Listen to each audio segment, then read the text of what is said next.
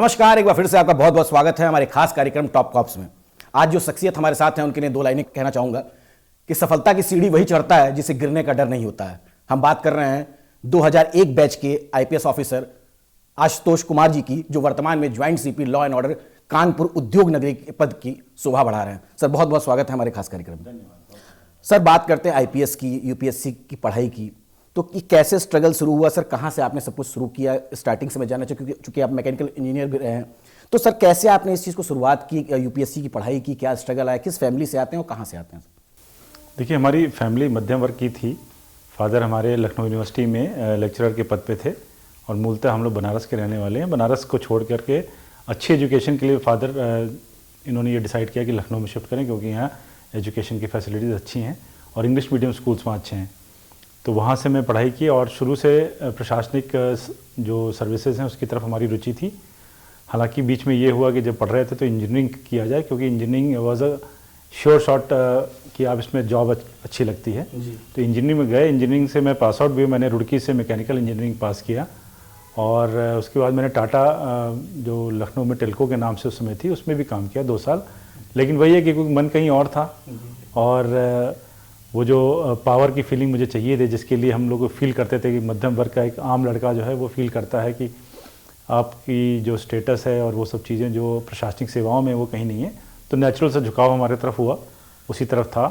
और फिर हमने जॉब 2 साल करने के बाद छोड़ा, फिर दिल्ली का रास्ता किया, दिल्ली में कोचिंग वगैरह करी और फिर यूपीएससी के लिए हमने परीक्षाएँ दी। सर तो लगभग कितना समय लगा आपको यूपीएससी की पढ़ाई किया? चूंकि आप जॉब जिस समय बता रहे हैं आपने छोड़ा तो अच्छी सैलरी पैकेज में आपने बात की, रुड़की के आईआईटीएंस हैं आप, इसका मतलब तो सर अगर बात करें तो आप वहाँ गए, तो लेकिन उसमें समय भी ऐसा आता है कि लोग कह देते हैं कि यार अच्छा भला कर रहे हो, क्या ज़रूरत है? तो कितना समय लगा? इस टाइप का भी मोड़ कोई आया था? जी, पहला देखिए जो मैंने अटेम्प्ट दिया उसमें अनफॉर्चुनेटली 5 नंबर से मेरा रह गया। तो जब मेरा नहीं हुआ तो मुझे बड़ा शौक लगा। फिर मैंने सोचा कि ये कितनी बढ़िया जॉब मैं छोड़ के चला है, ऐसी जॉब जो लोगों को मिलती नहीं है, अच्छे अच्छे इंस्टीट्यूट से जॉब नहीं मिलती है। बहुत अच्छी और खुशी जॉब थी, परंतु लेकिन हिम्मत नहीं हारी, लगे रहे क्योंकि फोकस था। और बहुत अच्छी बात ये रही कि मुझे एक अच्छा ग्रुप मिल गया। ग्रुप स्टडी इसमें बड़ी कारगर रहती है। ग्रुप अच्छा मुझे मिल गया, वो भी मोटिवेटेड लड़के थे, उसमें भी इंजीनियर्स थे। तो दिल्ली में एक जगह है जिया सराय, जो आईटी से लगी हुई है। वो आप देखा होगा कि जो इंजीनियरिंग बैकग्राउंड से, साइंस बैकग्राउंड से जो लड़के हैं अक्सर वो जिया सराय में रह के करते हैं। जो ह्यूमैनिटीज़ के होते हैं वो बेड़ सराय और इन सब जगहों जाते हैं, जेएनयू में जाते हैं। तो अच्छा ग्रुप मिल गया। मैंने फिर से पूरी मेहनत से किया। हम लोगों ने इंटरव्यू की तैयारी करी, ग्रुप डिस्कशंस किए, उसको करके फिर हम लोगों ने अल्टीमेटली फिर हमने क्रैक किया और मुझे आईपीएस मिल गया, मुझे होम कैडर मिल गया। इसकी मुझे खुशी है। इसके बाद पुनः मेरा मन हुआ कि मैं दूँ। मैंने प्रीलिम्स क्वालिफाई भी किया, लेकिन फिर मैंने कहा छोड़ो, जब स्टेट मिलना भी बहुत बड़ी बात होती है कि अपना स्टेट मिल जाए। तो मैंने कंटिन्यू किया और वो डिसीजन में आज भी एक अच्छा डिसीजन साबित हुआ। सिलेक्शन के बाद सर पहली पोस्टिंग, क्योंकि आपने पढ़ा कुछ और, जब फील्ड पे आते हैं तो कुछ और देखने को मिलता है। क्या अनुभव रहा कि जिस चीज़ को आप सोच के आए थे वो कहाँ तक आपको कारगर दिखा? सबसे पहली पोस्टिंग जो एज एएसपी अंडर ट्रेनिंग थी वो मेरी बनारस में रही। और जैसा कि आपने बताया कि फील्ड में जो पढ़ाया जाता है, कानून और आइडियल सिखाए जाते हैं, एथिक्स पर भी एक हम लोग का पेपर होता था कि ऐसे कई बार मोड़ आते हैं जब आपको एथिक्स से कॉम्प्रोमाइज़ करना पड़ता है, उस तरह की चीज़ें होती हैं। वो सारी चीज़ें फील्ड में एकदम डिफरेंट होती हैं। फील्ड में वो पढ़ाई काम नहीं आती, यहाँ प्रैक्टिकल चीज़ें होती हैं, वो आपकी काम आती है, कैसी सिचुएशंस को हैंडल करना है। और बनारस एक ऐसा शहर है जिसमें हर तरह की चैलेंजेस हैं। उसमें ऑर्गेनाइज क्राइम भी था, मर्डर्स खूब होते थे, लूटें होती थी। इसके साथ साथ women related crime related to SC ST भी बहुत था। तो एक उसके साथ ही लॉ एंड ऑर्डर की सिचुएशंस भी काफ़ी थी। और चूँकि VIP शहर था तो माननीय राष्ट्रपति जी, माननीय उपराष्ट्रपति जी, गवर्नर महोदय का अक्सर आवागमन होता रहता था। तो एक बहुत वेरिड एक्सपीरियंस वहाँ रहा और फॉर्मेटिव ईयर था हम लोग का। मैं आज अपनी सक्सेस का काफ़ी जो श्रेय है वहाँ के अधिकारी को देना चाहूँगा, जिन्होंने हमको सही रूप से गाइडेंस दिया। हमको गलत रास्ते पर देखिए एक फास्ट रास्ता है जो इनकाउंटर्स और उनके थ्रू जाता है, कुछ कटिंग द कॉर्नर से। लेकिन मुझे ऐसे अधिकारी मिले जिन्होंने गाइड किया, उन्होंने बताया कि लॉन्ग रन में वही चलता है जिसके आदर्श सही होते हैं, जिसके पीछे कोई ऐसा घोस्ट न लगा हो जो कि उसने पास्ट में कुछ गलत किया हो। तो वो सब चीज़ें मैं देखता हूँ तो मुझे एक बड़ा सेटिस्फैक्शन का अनुभव होता है कि हमने शॉर्टकट नहीं चूज़ किया, हमने मेहनत करी, लोगों को हेल्प करने की कोशिश करी। तो जैसा कि मैंने बताया कि जो मेरा प्राइमरी मोटिवेशन था स्टेटस और दूसरा कि जॉब सेटिस्फैक्शन, जिसमें आप लोगों के लिए कुछ कर सकते हैं, वो दोनों ही हम लोग अचीव कर पाए हैं। जी बिल्कुल सर। बात करें तो आप SP रहे हैं कन्नौज, कानपुर देहात, उन्नाव, मऊ, गोंडा, बांदा। अगर बात करें सर बांदा की बात करते हैं। बांदा चूँकि नक्सल बेल्ट भी आता है और काफ़ी डकैतों वाला सिस्टम वहाँ पर रहा है। तो क्या सर कभी कुछ ऐसा रहा वाकया कोई आपके दौर में, क्योंकि उस समय तो लगभग सारे डकैत एक्टिव मोड पे ही थे, तो सर कोई ऐसा वाकया, कोई इनकाउंटर, कोई बड़ी घटना?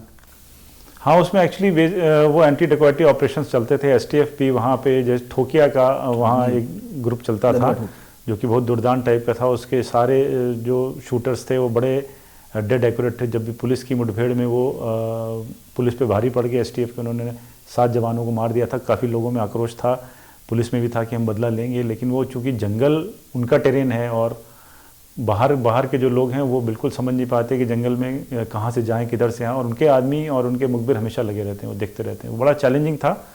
मेरी टाइम में खैर वो जो अमिताभ साहब ने लीड किया ऑपरेशन जिसमें ठोकिया मारा गया, उसमें सपोर्ट हम लोग का भी था, उसमें हम लोग के आदमी भी इंजर्ड हुए थे। तो वो बड़ा एक बहुत अच्छा पीरियड था जिसमें ये डायरेक्ट एक्सपीरियंस, जिसमें गोलियां आमने सामने लाइव इनकाउंटर हुआ था सर। जी, तो वो हम लोग ने फेस किया है। हालांकि मेरा दल जो उसमें डायरेक्टली इन्वॉल्व नहीं था, लेकिन पूरा लॉजिस्टिक सपोर्ट और चारों तरफ से घेराबंदी करना ये सब हम लोगों ने किया था। तो एक्चुअल एक्शन था, इसलिए काफ़ी वो हम लोग एक्साइटिंग पीरियड था वो। लॉजिस्टिक की आपने बात की, हर चीज़ों से लेकर मतलब क्राइम से लेकर सारी चीज़ों को लगभग आपने देखा। आप गोरखपुर रहे, गोरखपुर काफ़ी सेंसिटिव रहा है, कैसा अनुभव रहा गोरखपुर का सर आपको? गोरखपुर देखिए पूर्वांचल का समझ लीजिए क्राइम का हब है, क्योंकि हम पुलिस वाले हैं तो हम क्राइम के पॉइंट ऑफ व्यू से बात करते हैं। वहाँ पर ऐसा होता था क्रिमिनल्स क्राइम करके तुरंत भाग जाते थे, बैंकॉक वगैरह और इन सब जगहों पर उन्होंने अपने अड्डे बना रखे हैं। तो काफ़ी चैलेंज था वहाँ पर ऑर्गेनाइज क्राइम से लीड करने के लिए। उस समय हमारे माननीय मंत्री जी, माननीय सीएम साहब विपक्ष में थे और उनका भी ध्यान रखने के लिए हम लोग को ऊपर से बोला जाता था। और तो ये जो एडमिनिस्ट्रेटिव अकाउंट पे वो था कि वहाँ पर बड़े लेवल का क्राइम होता था, एक्सटॉर्शन और अपहरण, इस तरह की चीज़ें भी होती थी। और पेटी क्राइम भी था जिसमें सबसे बड़ा एग्जांपल है। हाँ, वो भी था। उनके बारे में भी था कि जेल में वो थे तो जेल के नियमों को नहीं मानते थे और इंटरनेशनल मीडिया का फोकस उस पर रहता था। एक स्टिंग ऑपरेशन भी उन्होंने किया जिसमें कि वो बाहर निकल के आते थे और हॉस्पिटल में चले जाते थे, वहाँ अपना दरबार लगाते थे। तो बड़े शहर में निश्चित ही चैलेंजेस डिफरेंट टाइप के होते हैं। छोटे शहर में क्राइम उतना नहीं होता, तो बड़ा शहर फास्ट मूविंग पुलिसिंग मांगता है, इमीडिएट पुलिसिंग मांगता है। आपको डिसीजन तुरंत लेने पड़ते हैं कि इसमें क्या कार्रवाई करनी है, और पॉलिटिकल प्रेशर भी होता है, जानते हैं हर तरह की चीज़। तो उस हिसाब से बड़े ज़िले का एक्सपीरियंस मेरा गोरखपुर का बहुत अच्छा रहा। चूँकि अगर बात करें तो इलाहाबाद की बात करें, बनारस की बात करें, गोरखपुर की बात करें, तो ये सब ऐसे जिले, चाहे कानपुर की हम बात कर लेते हैं सर, तो कानपुर की बात कर, इस समय लॉ एंड ऑर्डर देख रहे हैं सर, जॉइंट सीपी, कैसा अनुभव है सर कि उद्योग नगरी यहाँ तो काफ़ी बड़ा टास्क रहता है सर? हाँ, यहाँ देखिए व्यापारियों का बेस है। यहाँ पे लगभग 2000 तो व्यापारियों के गुट हैं, छोटे बड़े व्यापारी हैं। बहुत बड़े बड़े उद्योगपति भी यहाँ रहते हैं जो पूरे देश में इनकी फैक्ट्रियाँ बड़ी फेमस हैं। और चैलेंजेस वही हैं गुंडों से थ्रेटनिंग कॉल्स आना, एक्सटॉर्शन होना, लूट हो जाना, छिनैती हो जाना, फिर अपहरण हो जाना, उस तरह की चीज़ें। और जब किसी हाई प्रोफाइल व्यक्ति के साथ छोटी सी भी घटना होती है तो उसमें इतना प्रेशर होता है, मुख्यालय का होता है, मीडिया का प्रेशर होता है। जो मीडिया का प्रेशर है वो मैं फील करता हूँ over the period of time ये काफ़ी पहले नहीं होता था। फ़ोन नहीं होता था, मोबाइल नहीं होता था, मोबाइल में कैमरे नहीं होते थे, तो आदमी अपने ऑपरेशंस वगैरह करके किसी तरह इधर उधर से भी वर्कआउट कर देता था। लेकिन अब इतना इंटेंस मीडिया स्क्रूटनी है कि आपको लेजिटिमेट तरीके से केस वर्कआउट करने का प्रेशर रहता है और उसमें जल्दी भी करना होता है। तो ये यूनिक चीज़ है बड़े शहरों में। उसमें कानपुर इज़ वेरी चैलेंजिंग। यहाँ पर चूँकि एक साइजेबल पॉपुलेशन हमारे मुस्लिम लोगों का भी है, तो हमारे जो मुस्लिम फेस्टिवल्स होते हैं जिसमें बड़े जुलूस निकलते हैं वो बड़े टेंस रहते हैं, दंगे की संभावना हमेशा बनी रहती है। और वो एक यूनिक सा चैलेंज है जो कि अन्य शहरों में नहीं मौजूद होता है। तो हम लोग, लेकिन मज़े की बात ये रहती है कि बड़े शहरों में आपको फोर्स भी उसी तरह की मिल जाती है, ज़्यादा मात्रा में फोर्स मिल जाती है, एक्सपीरियंस स्टाफ मिल जाते हैं, इंस्पेक्टर्स वगैरह काफ़ी अनुभवी टाइप के मिल जाते हैं जो कि, तो टीम यहाँ बहुत अच्छी है। एक नया चैलेंज जो आया है वो है साइबर क्राइम का। साइबर क्राइम की यहाँ ऐसी बड़ी बड़ी घटना में कि एक बार में कई करोड़ लोगों से ले लिए फ़ोन कॉल से मैसेज भेज कर या IP के फाइल डाउनलोड करा के या कभी CBI के अफसर बन के, तो ये यहाँ हम लोग को काफ़ी फेस किया है। तो सर ये काफ़ी बड़ा टास्क है, इस पे काम कैसे हो रहा है? क्योंकि लगातार जो है अगर बात करें मुख्यमंत्री योगी आदित्यनाथ के नेतृत्व में DGP साहब की बात करें तो साइबर क्राइम पे बहुत फोकस दे रहे हैं, प्रॉपर थाने बनाए जा रहे हैं। यहाँ क्या कुछ व्यवस्थाएं की गई है? यहाँ पे कितने साइबर थाने, कितने फोर्स लगाई गई है? देखिए, ये माननीय मुख्यमंत्री जी के निर्देशन में DG साहब ने ये सबको निर्देश दिया है कि ये सबसे बड़ा चैलेंज उभर के सामने आया है। अगर हम सिर्फ देखें कंपैरेटिव रूप से, अगर कुल लूट मिला कर 1 लाख की हो रही तो साइबर क्राइम 1 करोड़ का हो रहा है। तो ये इतना चैलेंज है, चूँकि इसमें टेक्नोलॉजी इन्वॉल्व है, नए तरह के ज्ञान इसमें आ गया है। तो मुख्यमंत्री जी के निर्देशन पे उन्होंने हर ज़िले में पहले मंडल स्तर पे बताया कि एक साइबर क्राइम थाना खोला जाए, लेकिन अब हम लोग का हर थाने में एक साइबर क्राइम यूनिट बन गई है और एक सेंट्रलाइज हमारा थाना है जो मुख्यालय लेवल पे साइबर क्राइम थाना, जिसको कि एडिशनल डीसीपी लेवल के ऑफिसर लीड कर रही हैं। और वो सारे हमारे जो लड़के हैं वो वेल ट्रेंड हैं, उन्होंने साइबर ट्रेनिंग के सर कोर्सेज़ किए हैं, बाहर से भी कोर्सेज़ किए हैं और बहुत अच्छा उनका रिकवरी का परसेंटेज है। साइबर क्राइम में सबसे महत्वपूर्ण है कि घटना होते ही सूचना मिल जाए, तो उसके कुछ स्टेप्स हैं जो एसओपी के अंतर्गत हमें करना होता है। अगर वो कर लिया जाए तो 70 से 80% पैसा तुरंत रिकवर हो जाता है। सर मतलब कितना टाइम होना चाहिए कि कितने समय पे जल्दी सूचना पहुंचा? जो बैंक्स का है, बैंक्स तो कहते हैं कि 3 दिन के अंदर आप सूचना कर दिए, लेकिन हम लोग का जो है वो गोल्डन आवर का कॉन्सेप्ट है। अगर कोई व्हाट्सएप मैसेज भेज के कुछ करके अगर पैसा ट्रांसफ़र हुआ है तो अगर 1 घंटे में आप 1930 हेल्पलाइन है या cybercrime.gov.in पे अपना क्राइम रजिस्टर कर देते हैं तो जिस खाते में वो पैसा गया है उसको ब्लॉक कर दिया जाता है। अगर उस खाते से किसी और खाते में ट्रांसफ़र कर दिया है अपराधी ने तो वो भी ब्लॉक करने का तत्काल प्रावधान है। तो उससे काफ़ी पैसा बच जाता है, जो कि अन्य तरीकों से उसको वापस किया जाना बहुत मुश्किल है। सर अगर बात करें, आपने बताया कि जो दूसरे के नाम से आईडी यूज़ करते हैं, तो क्या ये लोग पकड़े जाते हैं आसानी से? ये क्योंकि ट्रांजेक्शन तो ये बैंक से ही करते होंगे, एटीएम से करते होंगे, तो क्या इन तक पहुंच पा रही है पुलिस?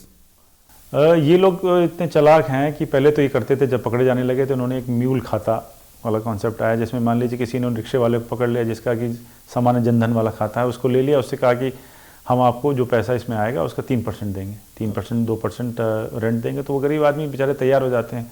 तो नॉर्मल पुलिसिंग से आप जो है इनको तो पकड़ सकते हैं, लेकिन जब आप देखेंगे कि वो आदमी तो कोई रिक्शा चलाने वाला छोटी सी दुकान करता है तो उनको पकड़ के हम मेन आदमी तक नहीं पहुँच सकते हैं। तो शातिर हैं? हाँ, शातिर लोग अधिकतर जो हैं या तो वो राज्य की सीमा के बाहर या देश की सीमा के बाहर भी हैं। एक बड़ी अलार्मिंग बात है कि यहाँ पे नौकरी के प्रिटेक्स्ट पर बहुत से यूथ को दिखा करके वियतनाम, कंबोडिया और ऐसी जगहों पर ले गए जहाँ पे इनको कॉल सेंटर में फोर्सिबली गन पॉइंट पे बिठाकर बहुत मिनिमम वेजेस देकर वहाँ फोर्सिबली उनसे ये कॉल्स कराई जाती हैं। इसलिए अगर हम खुलासा कर भी दें तो वहाँ तक चूँकि सॉवरेन गवर्नमेंट्स का मामला है, नेशंस का मामला है, तो वहाँ हमें सक्सेस नहीं मिल पाती है। तो जागरूकता कराना ही हमारा मेन इसमें टारगेट है। लोगों का सबसे बड़ा हथियार यही है कि जागरूक हो जाएं और इस तरह की गलतियां ना करें कि वो शिकार हो सकें। सर एंटी करप्शन की बात करते हैं, एंटी करप्शन यूनिट में आप रहे हैं, बहुत सारे मामले ऐसे आते हैं, आप देखे होंगे, तो सर कोई ऐसा वाक्य है और क्या सुझाव देना चाहते हैं कि जो लोग इस तरह की हरकतें करते हैं? तो आप लोगों ने बहुत लोगों को इस टाइप से पकड़ा होगा कि अच्छे पद पे भी बैठे हुए हैं लेकिन उसके बावजूद कहीं ना कहीं गलतियां कर देते हैं, सरकार की छवि धूमिल करते हैं। कैसा रहा आपका सर वो दौर एंटी करप्शन का? देखिए, सरकार की जो भ्रष्टाचार से लड़ने की जो स्ट्रैटेजी है उसमें 2 ऑर्गेनाइजेशंस हैं, एक तो एंटी करप्शन है और दूसरा विजिलेंस डिपार्टमेंट है। विजिलेंस डिपार्टमेंट स्टेट अवे राज्य सरकार के अंडर में है, होम सेक्रेटरी के माध्यम से, और डीजीपी के अंडर में एंटी करप्शन है। एंटी करप्शन में नॉन गेस्टेड ऑफिसर्स सरकार के किसी विभाग के वो कवर होते हैं। तो उसमें एक सेट तरीका है कि कोई आदमी आपसे रिश्वत मांग रहा है कोई लेजिटिमेट कार्य को करने के लिए, तो आप कंप्लेंट करें। तो एसपी रैंक का अधिकारी उसमें ट्रैप सेटअप करता है, जिसमें कि हम पैसा पहले तो ये चेक कर लेते हैं कि वेस्टेड इंटरेस्ट से ये कंप्लेंट नहीं कर रहे हैं कि फंसाने के लिए किसी को।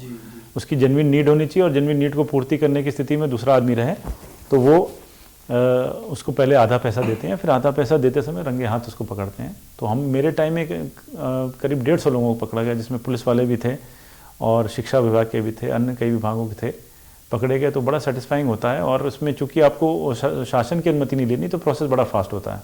अच्छा, अगर बात करें साहब, डीआईजी रेंज मेरठ रहे हैं, मेरठ की बात करते हैं तो तमाम वाद विवाद और इस टाइप के फंडामेंटल बवाल बहुत सारी चीज़ें लेकर रहते हैं, तो इस टाइप का कोई मामला वहाँ पे सर मेरठ की बात करें? हाँ, मेरठ में मुझे याद है कि मैं पोस्ट हुआ था तो उसके दूसरे ही दिन वो बिसहड़ा वाला कांड हो गया था, जिसमें एक अखलाक नाम का व्यक्ति था, बीफ खाने के और अपने फ्रिज में रखने की अफवाह पर उसको वहाँ के गांव के लोगों ने लिंच करके मार दिया था। तो वहाँ पे हम लोग को 1 हफ्ते तक वहीं पे बिना खाए पिए पड़े रहना पड़ा, वहीं गांव में हम लोग रहे ताकि ये दंगा न फैले, ये न करे, और काफ़ी चैलेंजिंग था। और वो आज भी मेरे ख्याल से जब देश में असहिष्णुता की बातें होती हैं तो वो केस उसका प्राइम एग्जाम्पल बताया जाता है। तो काफ़ी इंपॉर्टेंट केस था वो। ओके सर पीएससी की जिम्मेदारी आपने संभाली है, चूँकि अब अगर बात करें पहले के दौर की पीएससी की, अब काफ़ी एडवांस हो गई है, चीज़ें बदली हैं। पीएससी को आपने कैसे देखा सर? देखिए, पीएससी हमारा यूपी पुलिस का वो सशस्त्र बल है जो दंगे होने की स्थिति में बंदोबस्त, जैसे बड़े बंदोबस्त जैसे कुंभ मेला हो गया, माघ मेला हो गया, इन सब जगहों पे या राइट होने पर या डेमोन्स्ट्रेशन होने पे यूज़ होता है। तो सबसे इम्पॉर्टेंट बल माना जाता है। हाँ, करीब उसमें 60,000 पर्सनल हमारे पास हैं।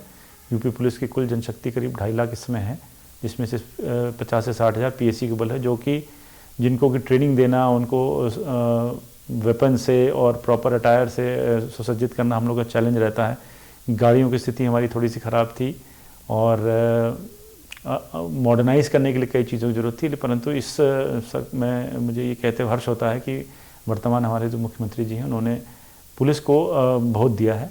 उन्होंने बजट की सारी जो कंस्ट्रेंट्स थी उसको हटा करके हमें मॉडर्न इक्विपमेंट्स खरीदने के लिए, मॉडर्न तरीके की ट्रेनिंग के गैजेट्स मुहैया करने के लिए उन्होंने पर्याप्त मात्रा में धन उपलब्ध कराया है। तो हम लोगों ने अच्छी तरह से जो कुंभ मेला था उसको कंडक्ट कराया और हमने मॉडर्नाइज़ किया है। करीब हमारे यहाँ 20,000 ट्रूप्स की भर्ती भी हुई है, नए लड़कों को। बड़े दिनों के बाद ये भर्तियाँ हुई क्योंकि हमारी स्ट्रेंथ काफ़ी कम हो गई थी। और PSC ने हमेशा अपने आप को जब चैलेंजेस हुए तो अपने आप को प्रूव किया है और they are none second to none. वो देश में सबसे उच्च कोटि का बल माना जाता है in terms of resources and training. Kumbh, sir आपने कुंभ की बात की, 60 करोड़ लोग आए, पूरे दुनिया में मिसाल बनी। बात करें तो बेहतरीन व्यवस्था थी, हम खुद रहे वहाँ 1.5 महीना, हम लोग कवरेज में रहे। पुलिस ने बहुत बढ़िया काम किया। आपने PSC की बात की तो दिन रात जिसका सर्विस, एक बड़ा टास्क था, कैसे आप लोग मैनेज कर रहे थे सर इतना? देखिए, वो तो हमारे वो अधिकारी जो थे वहाँ बहुत ही एक्सपीरियंस अधिकारी लगाए गए थे। बहुत ADG DG रैंक के अफसर लगातार मॉनिटरिंग कर रहे थे। हमारा जो एक्सपेरिमेंटेशन हम लोगों ने किया था कि वो मॉडर्न कंट्रोल रूम, उसमें कंट्रोल रूम हमने ऐसे कैमरे लगाए थे जो कि जिसमें एनालिटिक्स ऐसे चलते थे कि किसी सेक्टर में भीड़ बढ़ रही है तो वो उसको बताते हैं कि भीड़ का रेशो बढ़ रहा है, दबाव बढ़ रहा है, तो वो पहले अलर्ट कर देते थे। एक तो वाला पार्ट था, वाटर में जितनी व्यवस्थाओं वाला पार्ट था वो PSC ने संभाल रखा था, क्योंकि PSC की फ्लड कंपनियाँ इसमें वेल ट्रेंड है। बैरिकेडिंग लगाना, वाटर में बैरिकेडिंग लगाना, प्लेटफॉर्म बनवाना VIPs के लिए और जजेस के लिए और तमाम तरह के लोगों के लिए वो जो व्यवस्थाएं की गई थी, आम जनता के लिए पॉन्टून ब्रिज बनाना और देखना कि कोई भी आदमी डूब न जाए। और आपको जान के हैरानी होगी कि जो भी वहाँ पे इस तरह की कोई घटना नहीं हुई जिसमें आदमी डूब के किसी की एक भी कैजुअल्टी नहीं हुई। कैजुअल्टी वो कांस्टेंट वो PSC की मॉनिटरिंग की वजह से और उसके ऊपर के जो अधिकारी थे इसके लिए जिम्मेदार हैं, वो बधाई के पात्र हैं। और हम लोग को माननीय मुख्यमंत्री जी ने अप्रिशिएट करके मेडल्स वगैरह भी दिए हमारे कई लोगों को, तो बड़ा सेटिस्फाइंग अनुभव था वो। सर वो तो आपके कार्य का जो है आपको सिल्वर मेडल मिला, गोल्ड मिला, प्लेटिनम तक आपको मिला है, तो लगातार तो आप लोगों ने अच्छा कार्य किया। सर अगर बात करें महिला शक्ति की, सशक्तिकरण की बात होती है, मिशन शक्ति चल रहा है, 5वां फेज चल रहा है, कानपुर की क्या स्थिति है सर इसमें? देखिए, मिशन शक्ति में भी अब क्या कर दिया गया है कि हर थाने में एक मिशन शक्ति केंद्र बना दिया गया है, जो कि पहले एक महिला थाना केवल हुआ करता था और वो अपर्याप्त था कि इतनी ढेर सारी समस्याएं महिलाओं की और पेंडेंसी बहुत रहती थी। परंतु DGP साहब ने माननीय मुख्यमंत्री जी के निर्देशन पे प्रत्येक जो थाना है उसमें एक मिशन शक्ति केंद्र खोल लिया। मिशन 5.0 के तहत उसमें एक महिला सब इंस्पेक्टर या महिला इंस्पेक्टर और महिला स्टाफ रहता है, जो कि हर तरह की प्रॉब्लम को सॉल्व करने के लिए महिलाओं की वो उसको ट्रेनिंग दी गई है। अगर महिला आती है, वो पुरुष से बात नहीं करना चाहती तो महिला से बात करे, चाहे उसको घर में समस्या हो, डोमेस्टिक वायलेंस की समस्या हो और महिला संबंधी अपराध की समस्या हो, तो तत्काल उसको सुनने के लिए। इससे क्या हुआ है कि उनका रिस्पांस फास्ट हुआ है। महिलाओं के क्राइम में आप देखेंगे कमी आ गई, क्योंकि लोगों को लगता है कि महिलाओं के साथ जो क्राइम होते हैं उसमें पुलिस की सेंसिटिविटी कम होती है, कोई पकड़ता नहीं है, लेकिन परंतु अब ये माहौल चेंज हो रहा है, क्राइम में काफ़ी कमी आई है, सुनवाई की जा रही है। अच्छा सर, कानपुर की बात करते हैं। कानपुर में ट्रैफिक की बहुत समस्याएं हैं चारों तरफ से, हालांकि कंस्ट्रक्शन चल रहा था, काफ़ी कुछ बना भी है। ट्रैफिक मैनेजमेंट कैसे होता है? चूँकि बड़ी गाड़ियों का, चूँकि इंडस्ट्रियल एरिया है तो ट्रक्स बहुत चलती हैं, तो इन सब चीज़ों को, तो छोटी गाड़ियाँ हैं, इन सब ट्रैफिक व्यवस्था के लिए क्या कुछ कर रहे हैं आप लोग? देखिए, ट्रैफिक व्यवस्था यहाँ का सबसे बड़ा चैलेंज है। किसी भी शहर की जो उसका जो मानक है, उसको जिसको विकसित का मानक में तभी वो आता है जब वो ट्रैफिक व्यवस्था अच्छी हो। जैसे आप लखनऊ में जाएंगे, दिल्ली में जाएंगे, देख के आपको लगेगा कि बहुत बढ़िया व्यवस्था चल रही है। लाइट से ट्रैफिक चलता है, किसी को इंटरवीन करने की ज़रूरत नहीं पड़ती, डंडा दिखाने की ज़रूरत नहीं पड़ती। वहाँ की जनता अवेयर है और वो समझती है कि इसका पालन हमें करना है। कोई भी आसानी से ई रिक्शा ले लेता है, क्या इनका कोई रजिस्ट्रेशन का मानक है, कुछ ऐसा नियम, इन पर जाँच हो रही है कुछ? देखिए, कल हम लोगों ने बैठक करी थी, इसमें मल्टी डिपार्टमेंटल मीटिंग करी थी। उसमें RTO ने ये बताया कि साहब इसमें पहले रिस्ट्रिक्शन करने के कई प्रयास किए गए, DMs वगैरह ने किए, तो माननीय हाई कोर्ट ने या सीनियर कोर्ट्स ने हम लोग के उसको टर्न डाउन कर दिया।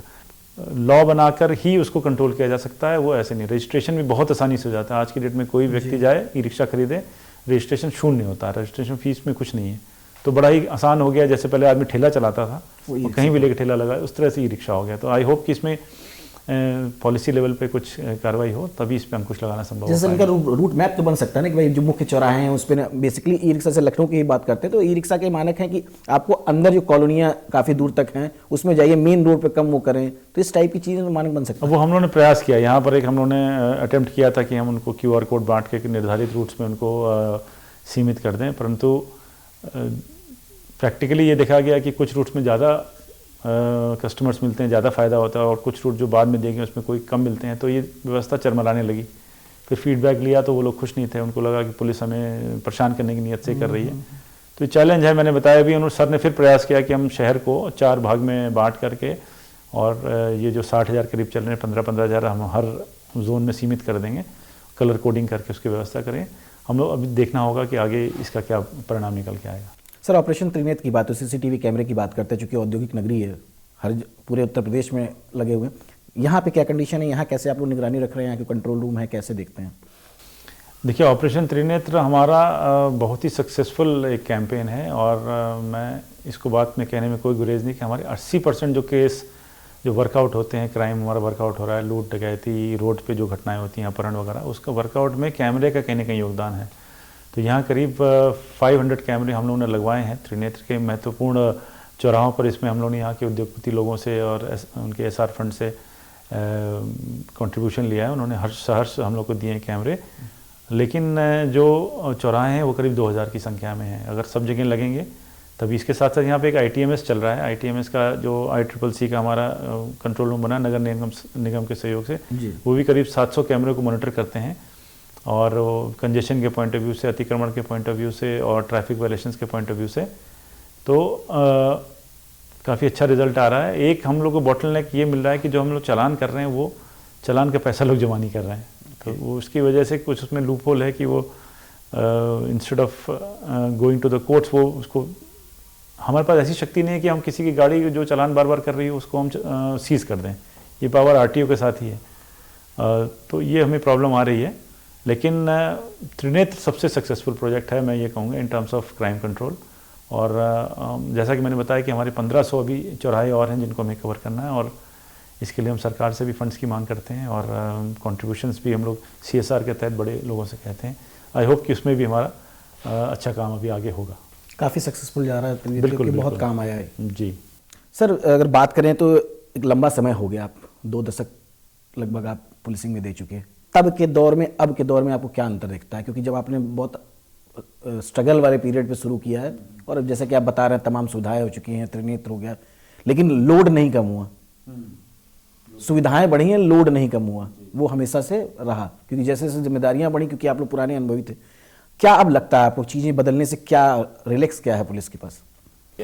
बेसिक पुलिसिंग से लेकर जब हम लोग का रिसोर्सेज नहीं होते थे, पुरानी सी जीप हुआ करती थी, और हाउसिंग भी हम लोग ऐसी हॉस्टल वगैरह में रहते थे। अब बहुत अच्छा इंप्रूवमेंट हो गया, हम लोग के पास आधुनिकतम गाड़ियाँ आ गई हैं, पुलिस के पास 2-2 गाड़ियाँ हो गई हैं, एक सेकंड मोबाइल भी दे दी गई कि रात में पेट्रोलिंग करे। उसके अलावा मॉडर्न वेपनरी आ गई, सारी 303 राइफल्स हमारी बदल गई हैं, और ऑटोमेटिक राइफल्स आ गई हैं, और नाइट विजन डिवाइसेस, अच्छे बुलेट प्रूफ जैकेट्स आ गए हैं। सर्विलांस के इक्विपमेंट्स बहुत अच्छे आ गए। पहले एक आदमी एक फ़ोन नंबर सुनता था जब लेते थे डाइवर्जन पर, हमारे पर डिवाइसेज 140 कॉन्वर्सेशन, 120 सिम कार्ड्स को फॉलो कर सकते हैं। तो टेक्नोलॉजी ने काफ़ी हेल्प किया है। क्वालिटी ऑफ जो वर्कआउट है वो भी इम्प्रूव हो गया, और जैसा कि मैंने बताया, इंटेंस मीडिया स्क्रूटनी और इंटेंस पब्लिक का जो हमारे पर ग्लेयर रहता है, उसने हमें इम्प्रूव किया। कहीं ना कहीं हमें पुराने तरीके, 3rd डिग्री टॉर्चर और इलीगल जो शॉर्टकट्स अपनाने की जो पद्धति थी वो बदल रही है, पुलिस अकाउंटेबल बन रही है। थानों में माननीय सुप्रीम कोर्ट और हाई कोर्ट के ऑर्डर से कैमरे लग गए हैं, जिनको कि पूरा फुटेज सुरक्षित रखने का मैंडेट दिया गया है, तो उसमें हम कोई गलती नहीं कर सकते। इससे निश्चित ही जो 3rd डिग्री और जो तरीके थे, इलीगल तरीके, कस्टडी में रखना, उनको उनसे कन्फेशन बनवाने के लिए मारपीट करना, वो सब में बहुत कमी आ गई है। मतलब मेन तो लोड बहुत बढ़ गया है। लोगों को तो पहला पुलिस ही दिखता है, चाहे किसी तरह का अपराध हो, पुलिस सबसे पहले सामने होता है कि हम पुलिस से कंप्लेन करेंगे। और चूंकि हमारे माननीय मुख्यमंत्री स्वयं जनता दर्शन में बैठते हैं, तो IGRS के सिस्टम जो बना दिया गया है, वो हम लोग की एकदम वो अकाउंटेबिलिटी फिक्स करता है। किस अधिकारी को की जांच 10 दिन के अंदर करनी थी, नहीं की, तुरंत वहाँ से फीडबैक लिया जाता है, और उसमें आपको आउटपुट देना ही देना है। तो अब लोगों को मालूम है कि अगर यहाँ से ना सुनी जाए तो जनता दर्शन में चले जाइए या IGRS में चले जाइए, तो पुलिस के मैंने बताया जो पुराने जो टाल मटोल वाला रवैया था अब वो सब मौन अब वो सब नहीं चल पा रहा है।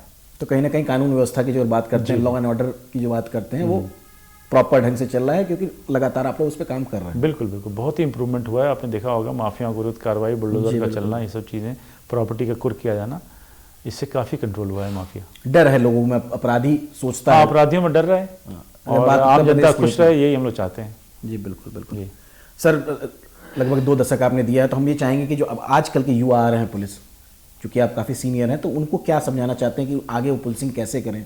क्योंकि जो नए युवा आ रहे हैं वो शायद थोड़ा सा उस दौर से नहीं है, लेकिन उनको क्या आप सीख देना चाहते हैं कि कैसे वो पुलिसिंग करें, कैसे बेटर हो कि पुलिस का नाम, क्योंकि अक्सर अच्छाई भी बोली जाती है तो बुराई भी बहुत हो जाती है, तो क्या उनको एक संदेश देना चाहेंगे सर? भाई मैं उनके लिए यही संदेश देना चाहूँगा कि देखिए UP police as a job बहुत अच्छा आपको स्टेटस देता है, वर्किंग कल्चर देता है, आपको बहुत सम्मान देता है। तो आप पुलिस में आएँ, जुड़ें हमसे। ये आपको डायरेक्टली किसी भी आदमी के आंसू पोंछने का, आदमी औरत के और गरीब के आंसू पोंछने का मौका देता है। आप आइए और इसका पार्ट बनिए। और जो हमारे अंदर जो जिसे कहा जाता है यूपी और नॉर्थ इंडियन जो स्टेट्स में एक फ्यूडल माइंडसेट है, जिसमें छोटी कम्युनिटी से कोई आए, महिला आए, दलित कोई आए, उसको असमानता की निगाह से देखा जाता है, ये माना जाता है कि उनकी सुनवाई न की जाए, भगा दिया जाए। तो ये सब चीज़ें अब दूर हो रही हैं क्योंकि बड़े सीनियर लेवल से इसकी मॉनिटरिंग हो रही है और डेमोक्रेसी इतनी मैच्योर हो रही है कि अब इन सब चीज़ों की अब मॉडर्न सोसाइटी में कोई जगह नहीं है। तो कानून भी अच्छे खासे आ गए, जैसे पॉक्सो एक्ट आ गया और SC/ST एक्ट तो पहले से ही था, और जो वर्क प्लेस में हैरेसमेंट वाला एक्ट है, जो हैरेसमेंट अगेंस्ट विमेन है, वो आ गया। इन सब चीज़ों से काफ़ी बदलाव आया है।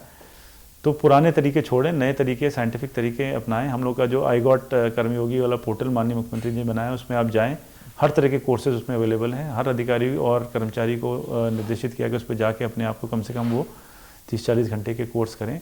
मानवाधिकार से लेकर के साइबर क्राइम से लेकर जिस चीज़ में भी आपकी रुचि हो, वो पूरा डेटाबेस बना के दे दिया है कि आप पढ़िए, अपने आप को अपग्रेड करिए, नए जो तरीके हैं पुलिसिंग के उसको सीखिए और इम्प्रूव करिए। काफ़ी सेटिस्फाइंग है। मैंने बताया एंड ऑफ द डे जब आप किसी भी आदमी की मदद करते हैं तो आपको एक सेटिस्फैक्शन रहता है। ये सेटिस्फैक्शन अन्य किसी नौकरी में नहीं मिलता, जहाँ पे केवल मुनाफा और मुनाफा कमाने की बात होती है। तो आइए, मोस्ट वेलकम है और कंट्रीब्यूट करिए। पूर्णतः जो है समाज सेवा का जी जी, अब हम कई वैकेंसीज में निकलने वाली हैं, तो आके कंट्रीब्यूट करिए। अच्छा सर, एक सवाल और लेना चाहेंगे। रोहिंग्यों की बात हो रही थी, बांग्लादेशी, उसको लेकर कानपुर में क्या कुछ कार्रवाई हो रही है? कानपुर में हम लोग के पास एक इनपुट ADG LO साहब ने भेजा था, जिसमें करीब 20-30 स्थानों पर 50 से लेके 200-400 लोगों के रहने का इनपुट था, जिनको कि कथित रूप से बांग्लादेशी और रोहिंग्या बताया जा रहा था। तो एक ऑपरेशन टॉर्च करके चलाया गया, जिसमें कि रात में जा कर के इन बस्तियों में चेक करना कि इनके पास वैलिड डॉक्यूमेंट्स हैं कि नहीं। तो जैसे कि जो जो बंगाली मूल के लोग हैं यहाँ पे आते हैं, वो अपने आधार कार्ड में एड्रेस दिखाते हैं बंगाल का। तो बंगाल में टीमों ने जाके सत्यापित किया, तो इनके बहुत से लोगों के तो कागज़ अच्छे मिले हैं। कुछ लोगों के जो असम के थे, उनके लिए ये मैंडेटरी कि उनके पास NRC में उनका नाम होना चाहिए।